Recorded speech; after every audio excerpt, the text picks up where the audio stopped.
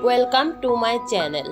আজকে আমি রান্না করব পাতি হাঁসের মাংস ভুনা। এর জন্য আমি দুইটি এখানে পাতি হাঁস নিয়েছি। এগুলোকে ভালোভাবে কেটে নিয়েছি। রান্না করার জন্য আমি চুলায় একটি হাঁড়ি বসিয়েছি। হাঁড়িতে পরিমাণ মতো তেল দিয়ে দিব। তেল একটু গরম হয়ে আসলে এখানে আমি কিছু পেঁয়াজ কুচি দিয়ে দিব। পেঁয়াজ কুচিগুলো নেড়ে চেড়ে হালকা একটু ভেজে নেব।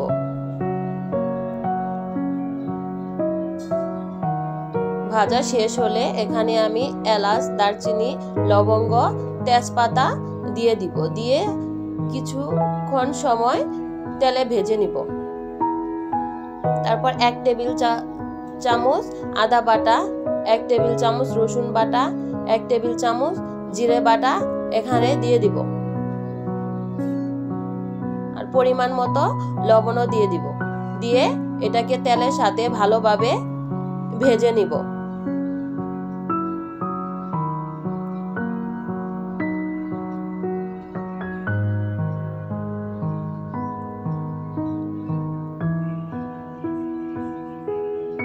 ভাজা প্রায় শেষ।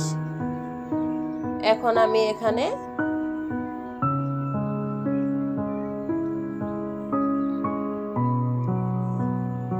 2 টেবিল চামচ মরিচ গুঁড়ো, 2 টেবিল চামচ হলুদ গুঁড়ো, 2 টেবিল চামচ ধনে গুঁড়ো দিয়ে দিব। দিয়ে এটাকে ভালো করে মশলার সাথে নেড়ে চেড়ে মিশিয়ে নিব। মিশিয়ে কিছুক্ষণ ভেজে নিব। তারপর এখানে আমি 1 চা চামচ গরম মশলার গুঁড়ো দিয়ে দিব।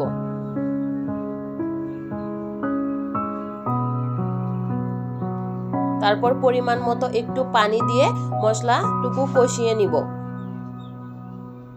কষানোর জন্য আমি কিছুক্ষণ ঢেকে রাখবো।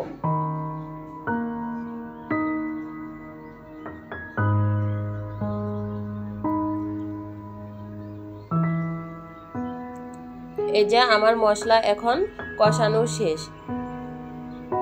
এখন আমি ভালো করে নেড়ে চেড়ে নিব যাতে নিচে লেগে না যায়। তারপর কেটে রাখা পাতি হাঁসের মাংসগুলো এখানে দিয়ে দিব।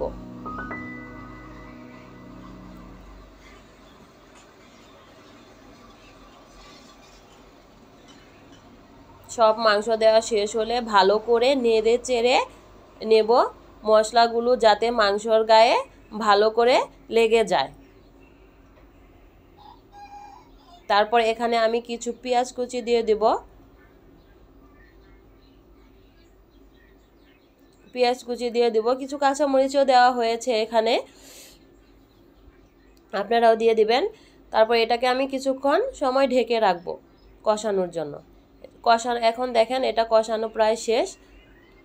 হ্যাঁ, কষানো হয়ে গেছে। এটাকে আমি ভালো করে নেড়ে চেড়ে নেব যাতে নিচে লেগে না যায়।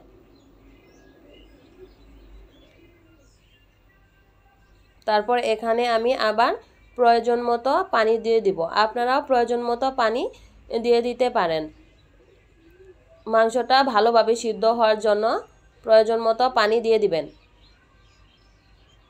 প্রয়োজন মতো পানি দিয়ে এটাকে 20 মিনিট, প্রায় 20 মিনিটের মতো ঢেকে রাখবেন। দেখেন আমার পাতি হাঁসের মাংস রান্না শেষ হয়ে গেছে। মাংসগুলো ভালোভাবে সিদ্ধ হয়েছে। এটা খেতে খুবই সুস্বাদু লাগবে। আপনারা চাইলে বাসায় এটা এইভাবে ট্রাই করতে পারেন। এটা খেতে খুবই মজা হয়েছে, দেখতেও খুব সুন্দর হয়েছে। আল্লাহ হাফেজ।